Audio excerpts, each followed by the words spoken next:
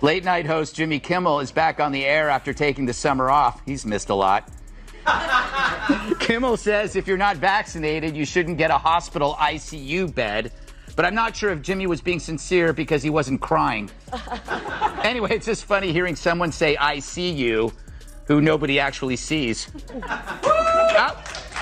Look, I don't want to suggest that Kimmel's show has become boring and predictable, but last night during the taping, people in the studio audience were changing the channel.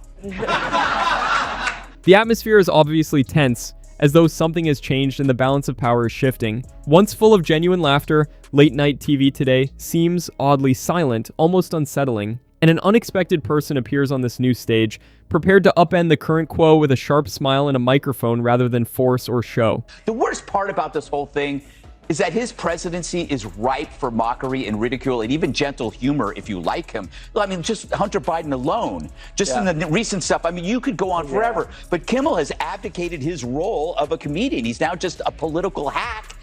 Which I'm grateful for, because then I get the turf to myself. I'm not a comedian, but I just filled the gap. That's why I'm beating him every night, because he sat there with that guy and basically he spoon-fed him like he was a dementia patient at a rest. One of the erstwhile late-night kings appears less like a leader and more like a relic from a bygone era in the spotlight. Tension is inevitable when Hollywood's meticulously polished, feel-good approach collides with raw, cutting humor. The outcome of that conflict might permanently change late-night comedy.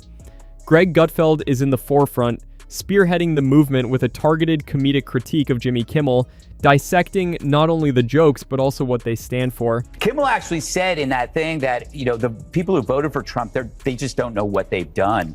You know, they don't realize how badly they've hurt themselves. And so it's not a concern for others that you're seeing with this. It's an expression of ego. That they are smarter than all of these people. And as always, when you're a slave to your ego, it's always somebody else's fault. You know, and therefore, they cannot see their own errors, their own mistakes. You know, if you are open up to being wrong, you're more than likely going to end up right once in a while. But these guys have been wrong for 8 years. They've been wrong for 8 years because they can't let go of their ego. Everything seemed to change in an instant, like a well-planned comedic turn. Late night seems to be operating automatically for a spell. Greg Gutfeld then took over. He has even been likened by others to a chaotic force on a microphone mission. The raw, unadulterated energy he brought into a place that had begun to feel too comfortable, too safe, and perhaps even too settled is captured in that picture. Kimmel cries about cancel culture. Kennedy, in a recent interview, Jimmy Kimmel blames liberal cancel culture, of all things, and their perpetual manufactured outrage for helping get Trump reelected. He specifically talked about their attacks on comedians. Tonight, Jimmy Kimmel fought back tears while falsely claiming Donald Trump attacked LA firefighters, prompting the LA Fire Department to attach a hose to Jimmy's face. The courteous back and forth that had come to characterize late night was abruptly broken by Greg Gutfeld's manner. Rather than offering straightforward critique, he delivered a quick barrage of well-thought-out jokes. Many viewers perceived Jimmy Kimmel's taunting as a full-fledged assault motivated by scathing sarcasm. The impact was instantaneous, creating an unsettling quiet and sending tremors through the room. True, it was a terrible night for women, children, and for the hundreds of thousands of hard-working immigrants who cut his lawn. It was a terrible night for women, for children, for the hundreds of thousands of hardworking immigrants who make this country go, for healthcare. However, it wasn't a spontaneous outburst of jokes. You must consider who it was directed to in order to fully comprehend it. Before his somber speeches and political moments, Jimmy Kimmel wasn't always the person we see now. His early days as the audacious co-host of The Man Show are still remembered by many. The wild anything-goes humor of that era was renowned for its extravagant pranks, unrestrained energy, and gags that consistently pushed the boundaries of what was deemed appropriate. All night for everyone who voted against him, and guess what? It was a bad night for everyone who voted for him, too. You just don't realize it yet.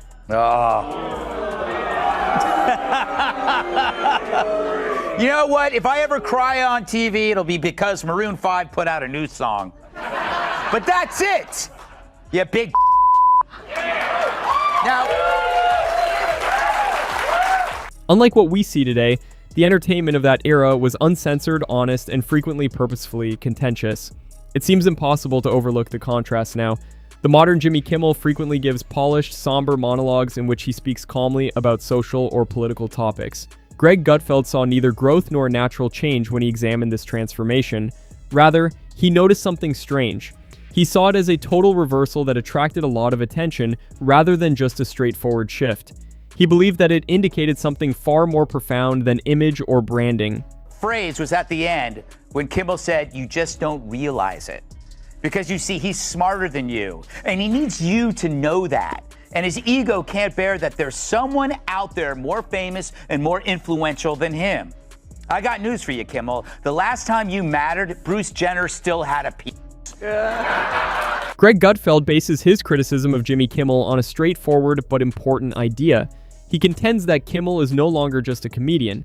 He believes that Kimmel has moved from making people laugh to spreading a message. Gutfeld claims that Kimmel's interviews now feel more like guided segments than candid discussions. He asserts that instead of being encouraged to engage in frank and difficult conversation, guests frequently adhere to safe, expected issues while the audience is gradually guided toward particular viewpoints.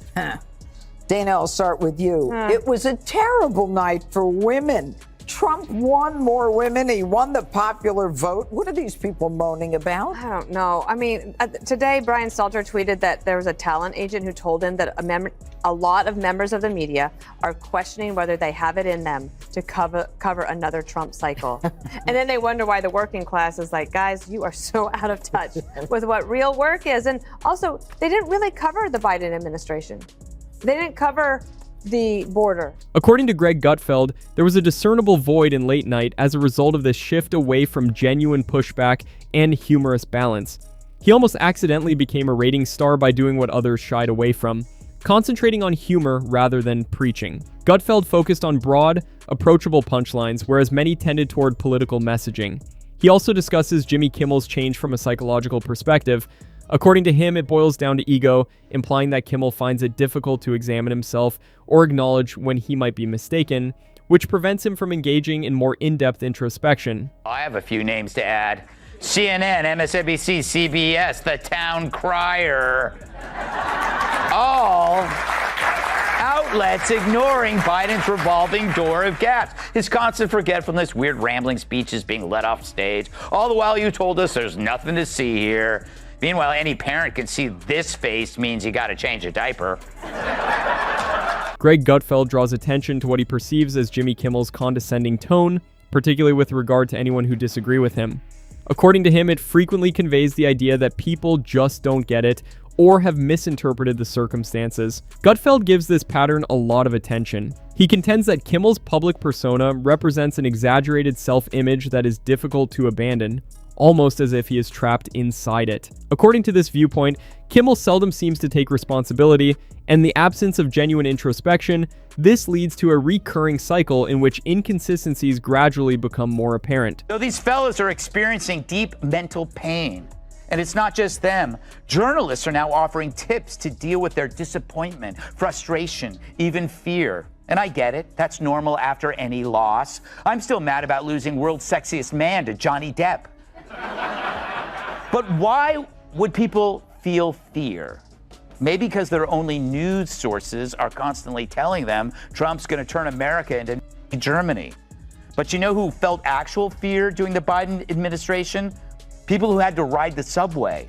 Greg Gutfeld next presented what he referred to as Jimmy Kimmel's highlight reel of discrepancies, sounding like an experienced prosecutor questioning a reluctant witness. In his opinion, it was difficult to ignore the stark contrast he created by lining up previous clips against Kimmel's present public persona. Gutfeld took viewers back in time to Kimmel's early years, highlighting contentious and edgy moments that would probably cause significant emotions if they were presented now. He cited a drawing of NBA player Karl Malone as an illustration of the contrast between Kimmel's previous identity and his more somber current persona. You're open up to being wrong. You're more than likely going to end up right once in a while. But these guys have been wrong for 8 years. They've been wrong for 8 years because they can't let go of their egos. It's true in the media. It's actually, it's true among the never Trumper Republicans. If you look at the sourpusses, it's an internal emotional feeling that why him, Trump, and not me? Whether it's like, I don't know, Bill Crystal or Jonah Goldberg. It's like, these are guys that were generally normal. And then their egos just kind of like, they just took it hard. Greg Gutfeld regularly focuses on what he perceives to be Jimmy Kimmel's poignant on-air moments, in addition to historical allusions and past conflicts.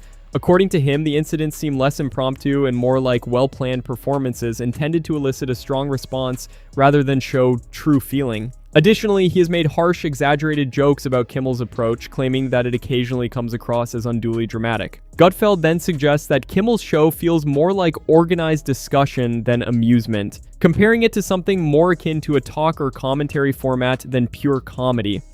In one of his sharpest pictures, Kimmel is shown as extremely well-groomed and confident, imparting moral lessons via a broadcast style that, in his framing, puts tone over humor. As this disparity grows, Gutfeld contends that his own strategy is successful because it maintains its focus on simple humor rather than conforming to industry norms, asserting that viewers eventually reacted to this stylistic difference.